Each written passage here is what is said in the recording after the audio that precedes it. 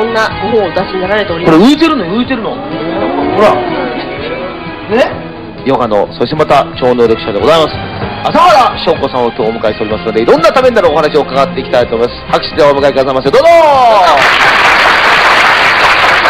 どうもこんにちは。こんにちは。まあ私ね初めて、お会いさせていただきますけども、写真よく随分お若いですね。ねえ、なんか初めてのような初めてじゃないようななんか親しみのあるねですけど。これ本当に浮いてるんですか？そうですね。ああ、これ2、3日もこうやって浮いていられるんですか？いえ、経典にはそう書かれていますけど、そうではないですね、私の場合は。わっと浮いて、少しとどまって、またすっと落ちると。そうです、そういう感じですね。はあ、なるほどね。ヨガとこの健康法っていうのは、かなりやっぱり関係はあるんですか？密接な関係がありますね。まあ、2つ今日理論を紹介するつもりでいるんですけど、その中の1つが、身体には3つの管が通っているんですね。ここに書かれている通り、イダ、ピンガラ、スシムナというですね。そしてその、ピンガラ管にもし障害がありますと、ピンガラ管、熱の障害になるわけですね。熱の病気。ピンガラ管、こちらにありますね。何でしたっけ？あとイダー管ですね。イダー管。これは体を冷やす働きがありまして、まあその肝性の病気と、それにあと中央のスシムナー管というのがありまして、これはエネルギーのトラブルですね。無気力とか、そういう時の障害と関係があるわけです。で、この3つの管を浄化すれば健康になるよと。そうですか。それ実際にいろいろと、ヨガの、まあ、日常我々ができる、ポーズっていろいろ教えていただけますか？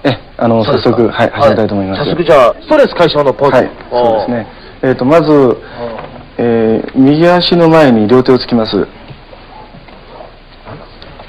右足の前に？両手。右足の前に。そして、左足を上げます。そして血液を頭に、下げたら、その後また足を戻して、そして今度はゆっくりとシャバーサナと言いまして、リラックスの体に入ります。リラックスの体？リラックスのポーズですね。足首から右足首、左足首とゆっくりゆっくり緊張を解いていきます。で、手首、肩ですね、首と緊張を解いていきます。で、このステップができるだけでも、まあ、疲労感は抜けますね、簡単に。で、これができるようになりましたら、次は呼吸法を少し練習しまして。呼吸法？それで精神の集中力を一層強めるわけですね。これ集中力ですね。集中力を強める訓練ですね。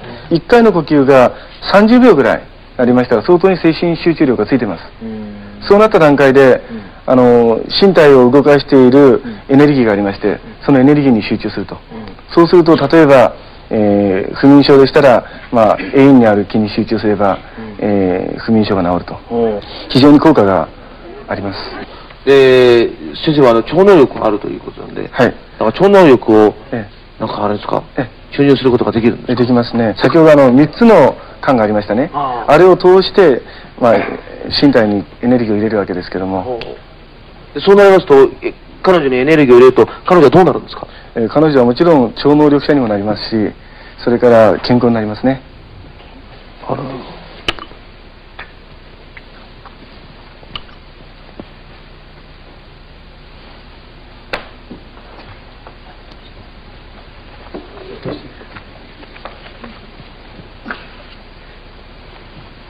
そうやって、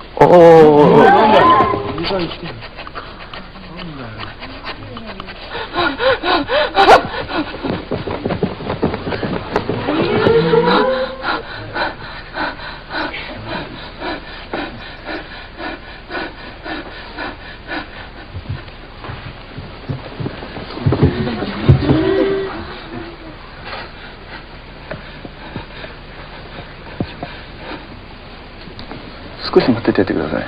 落ち着いてますから。そうですか。目覚めたみたいですよ。どんな感じですか？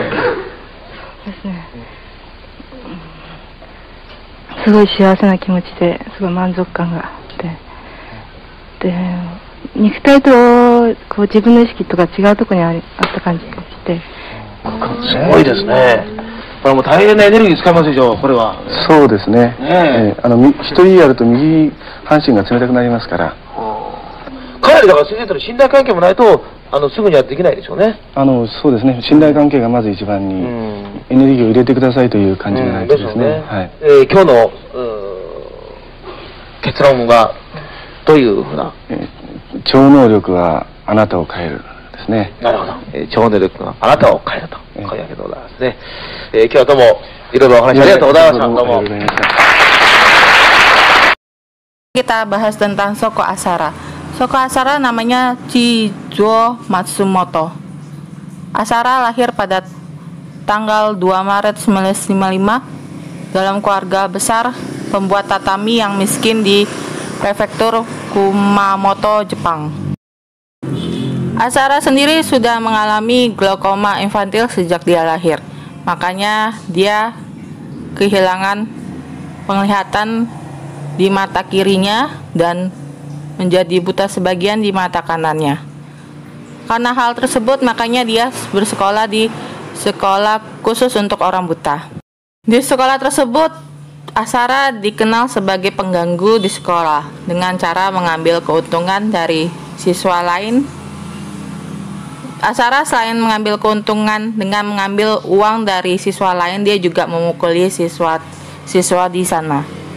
Dia lulus pada tahun 1977 dan beralih ke studi akupuntur dan pengobatan tradisional Tiongkok yang merupakan karir umum bagi orang buta di Jepang. Lalu dia menikah dan mempunyai anak sebanyak 12 anak, yang tertua lahir pada tahun 1978. Pada tahun 1981, Asara dihukum karena melakukan praktek farmasi tanpa izin dan lisensi, dan dia juga menjual obat-obatan yang tidak diatur atau tidak diizinkan di Jepang. Makanya dia didenda sebesar 200.000 yen atau setara dengan 260.000 yen pada tahun 2019. Setelah dia menikah, dia tertarik dengan mempelajari berbagai konsep agama, dimulai dengan astrologi dan Taoisme Tiongkok. Lalu Asara juga mempraktekkan esoterisme barat, yoga, meditasi, agama Buddha esoteris, dan agama Kristen esoterik. Pada tahun 1984, Asara membentuk Aum Shinsen no Kai. Dia mengubah namanya dari Chizuo Matsumoto ke Soko Asara. Selain mengganti nama dirinya, dia juga mengganti nama grupnya. Dari nama grupnya Aum Shinsen no Kai menjadi Aum Shinrikyo pada tahun 1987. Asara lalu membuat organisasinya mendapat pengakuan hukum menjadi perusahaan keagamaan pada tahun 1989. Setelah perusahaan keagamaannya diresmikan secara hukum dan dibuatlah sebuah tatanan biara. Dan tatanan biara itu sudah didirikan, banyak pengikut awam bergabung, sehingga Asara mempunyai kredibilitas yang begitu tinggi. Makanya banyak acara TV mengundang dia untuk tampil di TV, dan sampul majalah pun mengundang dia untuk interview dan dimasukkan beritanya ke dalam majalah tersebut. Selain acara TV dan sampul majalah, rupanya universitas juga mengundang Asara sebagai pembahas tentang agama. Asara juga menulis beberapa buku agama seperti Beyond Life and Death dan Inisiasi Tertinggi. Doktrin-doktrin yang dia gunakan dalam organisasi agamanya merupakan perpaduan dari kitab suci Vajrayana, Alkitab, dan teks-teks lainnya. Pada tahun 1992, Asara menerbitkan salah satu buku, yaitu Dia Adalah Kristus. Dia menyatakan dirinya sebagai Kristus dan satu-satunya Tuhan Jepang yang sepenuhnya tercerahkan dan diidentifikasikan sebagai anak domba Allah. Selain itu, dia juga mengklaim dia bisa terbang, dia bisa mengambil dosa dari orang lain, dan dia juga bisa mengklaim bisa mentransfer kekuatan spiritualnya dia kepada semua para pengikutnya. Dia juga menjelaskan tentang kiamat, di mana di dalam penjelasannya termasuk Perang Dunia Ketiga dan berbagai konflik yang memuncak dalam Armageddon nuklir. Armageddon sendiri ngambil kata ini dari kitab Wahyu 16:16. Lalu dia sendiri juga memimpin serangkaian serangan teroris yang menggunakan organisasi rahasia yang disembunyikan dari orang-orang yang percaya kepadanya. Pada tanggal 20 Maret tahun 1995, Soko Asara memimpin anggotanya yaitu Aum Shinrikyo untuk menyerang kereta bawah tanah Tokyo dengan agen saraf sarin. Kejadian tersebut membuat 13 orang meninggal dan ribuan lainnya terluka atau menderita dampak buruk. Setelah menemukan bukti yang sangat cukup, pihak berwenang menuduh Aum Shinrikyo membuat serangan tersebut untuk mendapatkan posisi di pemerintahan. Intinya sih, Soko Asara pengen menggulingkan pemerintahan dan menempatkan dirinya di posisi Kaisar Jepang. Selain Soko Asara ditangkap, berapa lusinan muridnya juga ditangkap. Kasus gas beracun di kereta bawah tanah di Jepang, dia juga dituduh atas pembunuhan keluarga Sakamoto dan tuduhan yang lainnya. Sehingga pada tanggal 27 Februari tahun 2004, akhirnya Soko Asara dijatuhi hukuman mati dengan digantung. Sebelum digantung, dia mengundurkan diri dari posisinya sebagai perwakilan Aum Shinrikyo, sehingga organisasi keagamannya tidak dibubar paksa oleh pemerintah. Hukuman matinya diundur karena pertama, pembelanya selalu mengajukan banding sehingga pemerintah atau Mahkamah Agung Jepang memutuskan gak boleh banding lagi karena bukti saksi semua sudah menguatkan kesalahan Asara. Soko Asara sendiri akhirnya ditunda juga eksekusi hukuman gantungnya karena salah satu anggota Aum Shinrikyo buron. Setelah terjadi penangkapan terhadap anggota Aum Shinrikyo yang buron tersebut, akhirnya pada tanggal 6 Juli 2018 Asara dieksekusi dengan digantung di rumah tahanan Tokyo. Di dalam kejadian eksekusi tersebut, 6 anggota yang bergabung dengan Asara pun dihukum mati dengan cara digantung.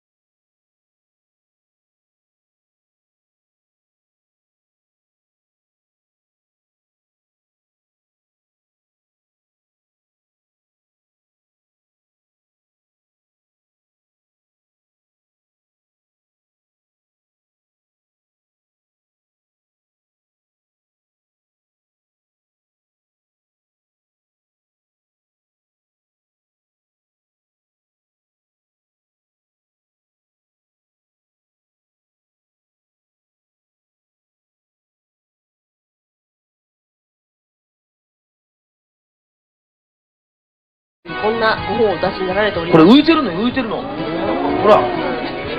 ね。ヨガの、そしてまた超能力者でございます。朝原翔子さんを今日お迎えしておりますので、いろんなためになるお話を伺っていきたいと思います。拍手でお迎えくださいませ。どうぞ。どうも、こんにちは。こんにちは。まあ、私ね、初めて、お会いさせていただきますけども、写真よく随分お若いですね。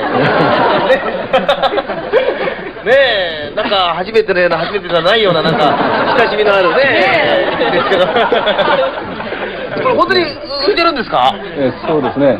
ああ、これ2、3日もこうやって浮いていられるんですか？いえ、経典にはそう書かれていますけど、そうではないですね、私の場合は。ふわっと浮いて、少しとどまって、またスッと落ちると。そうです、そういう感じですね。はあ、なるほどね。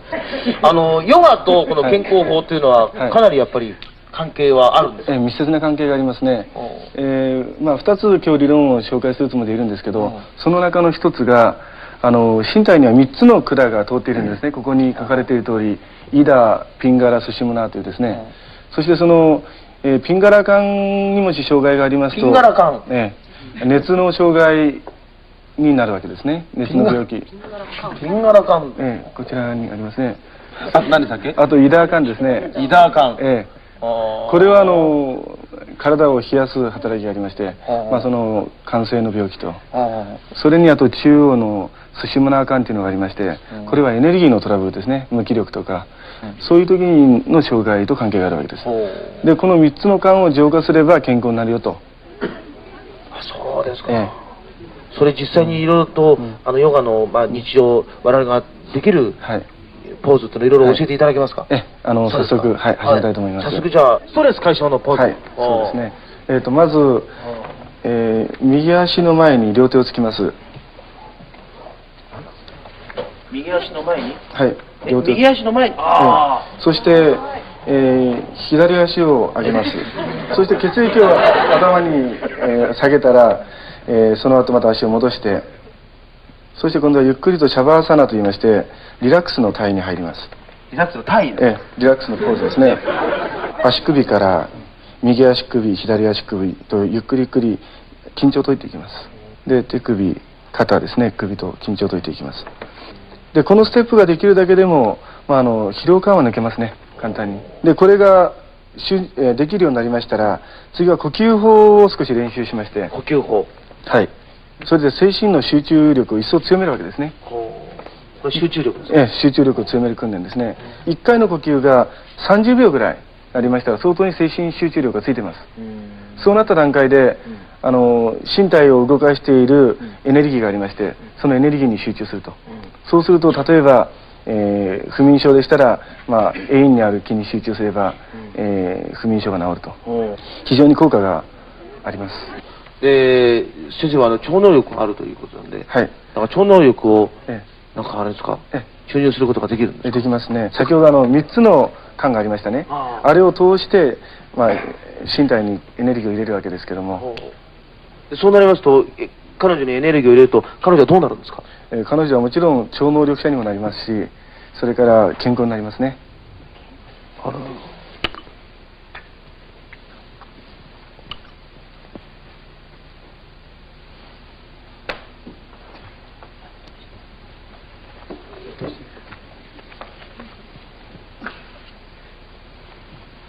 座って、